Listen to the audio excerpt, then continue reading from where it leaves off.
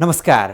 कार्यक्रम अलगधारमा यहाँहरूलाई हार्दिक स्वागत गर्दछौँ। आज हामी अख्तियार दुरुपयोग अनुसन्धान आयोगका निलम्बित प्रमुख आयुक्त लोकमान सिंह कार्की विरुद्ध लागेको महाअभियोगलाई संसदीय प्रक्रिया अनुसार कसरी टुङ्ग्याइन्छ भन्ने जिज्ञासा मेटाउने प्रयासमा छौँ। अब लागौँ आजको प्रस्तुतितर्फ।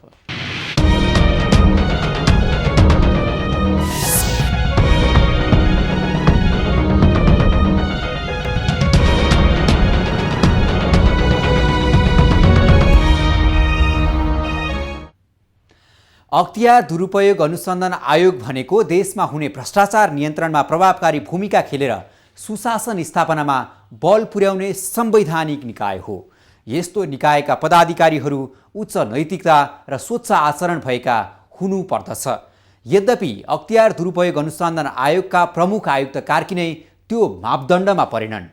त्यही कारण उनी विरुद्ध संसदमा महाभियोगको प्रस्ताव अघि बढेको छ। निलम्बित लोकमान सिंह कार्की विरुद्ध नियुक्ति योग्यताका विषयलाई लिएर सर्वोच्च अदालतमा मुद्दा चलिरहेका बेला संसदबाट समेत उनीलाई पदमुक्त गर्ने प्रक्रिया अघि बढेको हो। 157 सांसदहरूको हस्ताक्षरसहित पेश भएको प्रस्तावमा छलफल सुरु भएको छ। यो बेला सत्ताको नेतृत्व गरिरहेको माओवादी केन्द्र र प्रतिपक्षी एमाले कार्की विरुद्धको प्रस्तावमा एक ठाउँमा भेटिएका छन्। प्रमुख दल नेपाली काङ्ग्रेसले यो प्रकरणमा न्यायाधीशको भूमिका खेल्ने भन्दै औपचारिक निर्णय लिइसकेको छैन।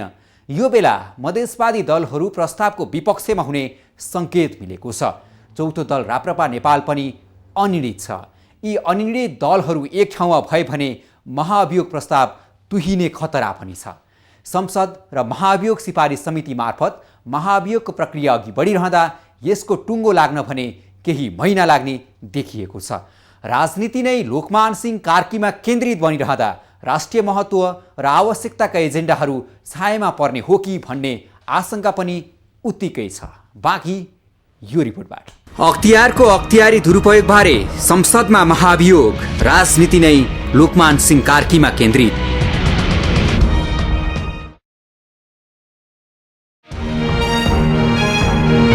नियुक्तिमा योग्यताको विषयलाई लिएर सर्वोच्च अदालतमा मुद्दाको प्रक्रिया चलिरहेका बेला अख्तियार दुरुपयोग अनुसन्धान आयोगका प्रमुख आयुक्त लोकमान सिंह कार्की विरुद्ध व्यवस्थापिका संसदमा महाभियोग सम्बन्धी पेश भएको प्रस्तावमाथि कार्तिक 9 गतेदेखि छलफल सुरु भएको छ। अहिले कार्की अख्तियारको पदबाट निलम्बित छन्।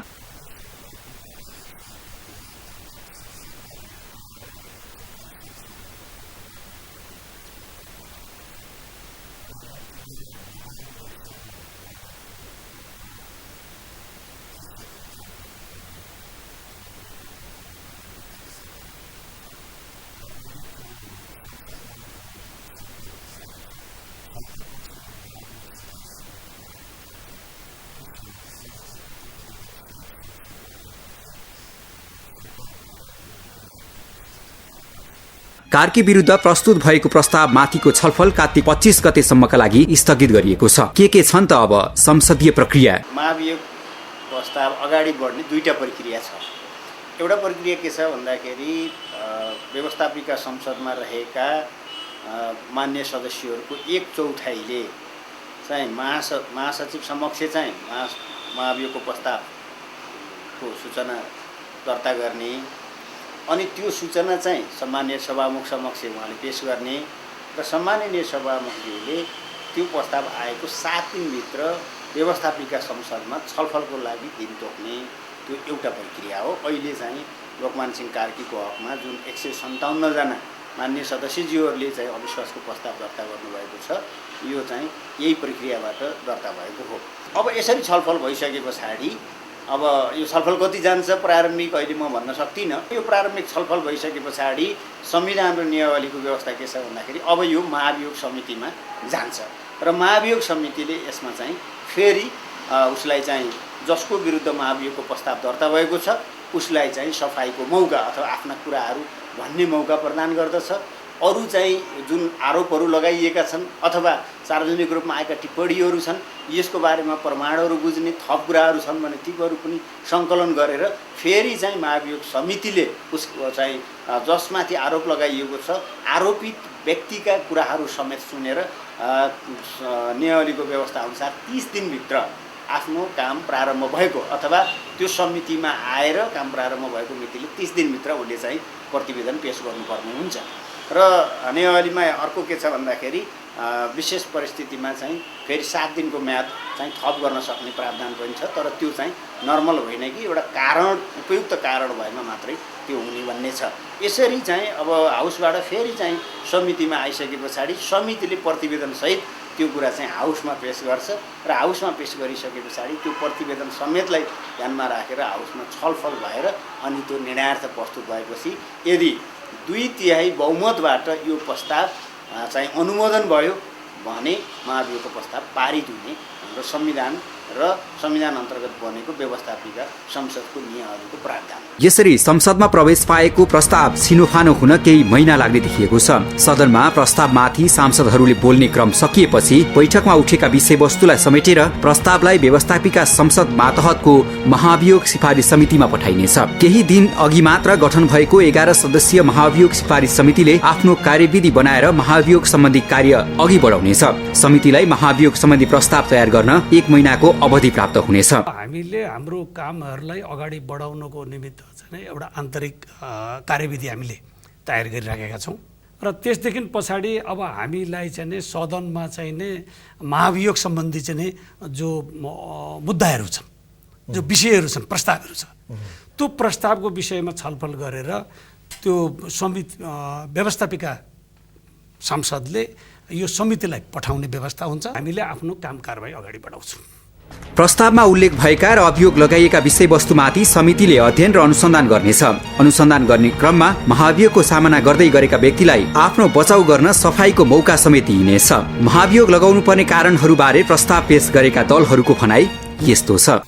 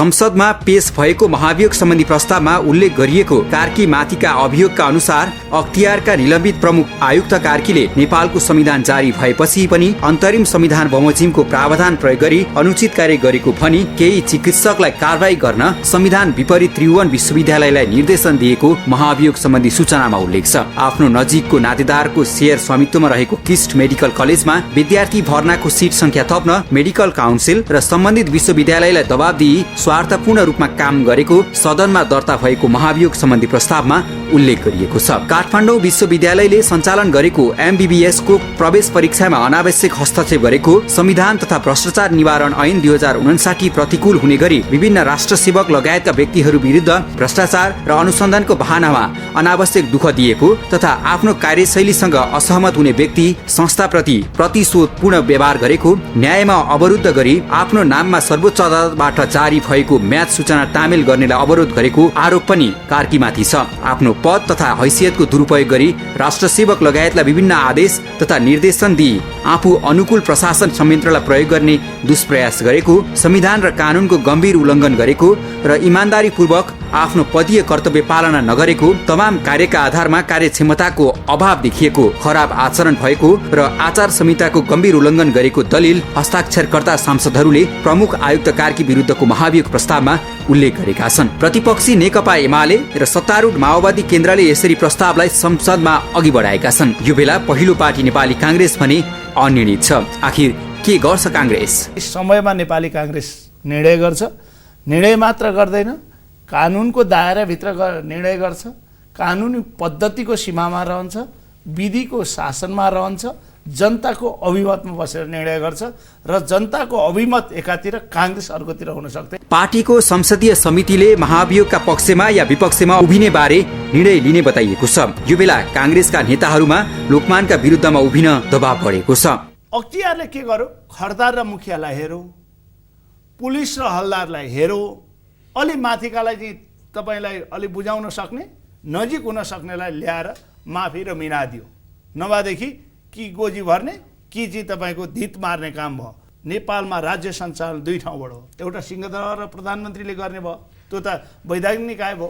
अर्को अख्तियारले गर्ने, एनसेलको 8 अरब रुपियाँ एउटा अख्तियारको प्रमुखका नाउँमा एउटा राष्ट्र ब्याङ्कको गभर्नरलाई प्रेसर गरेर बाहिर पठाइयो भन्ने आएको थियो। यी केस हेर्दाखेरि क्यान्टोनमेन्टमा भएको भ्रष्टाचार त रोकिनु हुँदैन, नेताहरूमाथि लागेको चार्ज पनि कम हुनु हुँदैन र त्यो महाअभियोग लागिएको मान्छे पनि बस्नु हुँदैन। महाअभियोग बारे संसदीय प्रक्रिया अनुसार समितिले तयार गरेको प्रस्ताव व्यवस्थापिका संसदको पुनः बैठकमा छलफलका लागि प्रस्तुत गर्नुपर्ने प्रावधान रहेको छ। सदनको पुनः बैठकमा छलफल गर्ने क्रममा सांसदहरूले उठाएका विषयहरूलाई समेटेर प्रस्तावलाई अन्तिम रूप दिइनेछ। महाअभियोगलाई अघि बढाउन संसद राजी भएपछि प्रस्तावलाई मत विभाजनका आधारमा निर्णयार्थ प्रस्तुत गरिनेछ। उक्त प्रस्ताव 2/3 बहुमतका आधारमा पारित भएमा कार्की पदमुक्त हुनेछन्। यो प्रक्रिया पूरा हुन बढीमा 2 देखि 2.5 महिना लाग्ने बताइएको छ।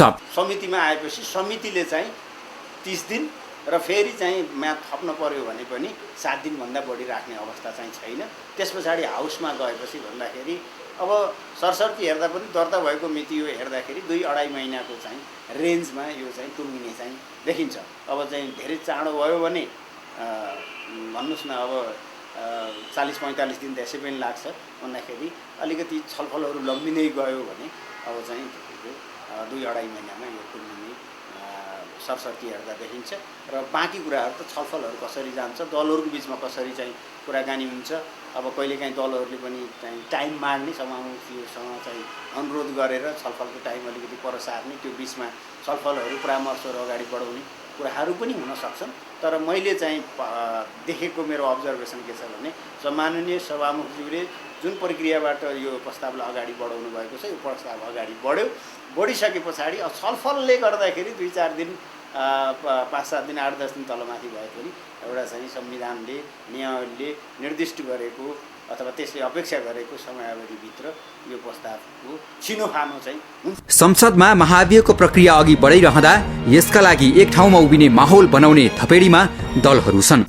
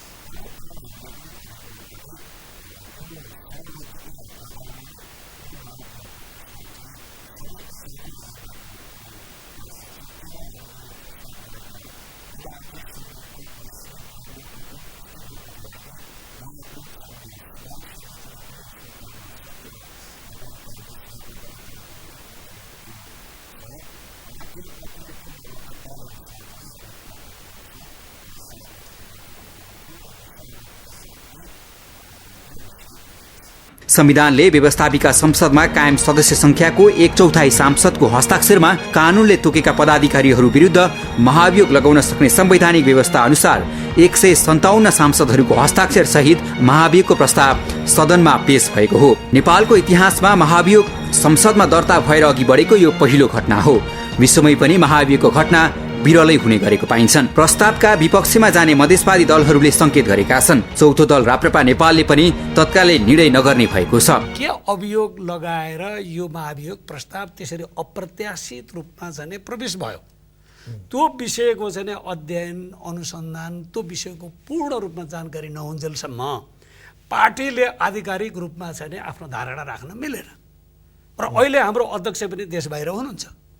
देश बाहिर भएको नाताले गर्दाखेरि र अहिले हामीले चाहिँ जुन ढङ्गबाट यसको अध्ययन गरिराखेका छौँ, त्यो अध्ययनको हिसाब किताबले पनि हामी चाँडै नै संसदीय दलको बैठक बसेर हामी यसको आधिकारिक एउटा धारणा हामी निर्माण गर्छौँ हैन।